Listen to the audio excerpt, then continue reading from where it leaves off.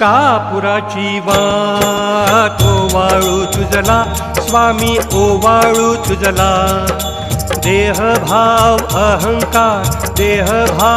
अहंकार सहजची जाळीला कापुराची वाट ओवाळू तुझला स्वामी ओवाळू तुझला देहभाव अहंकार सहजची जाळीला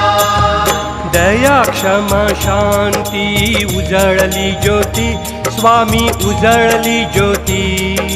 स्वयं प्रकाश रूप स्वामी देखली मूर्ती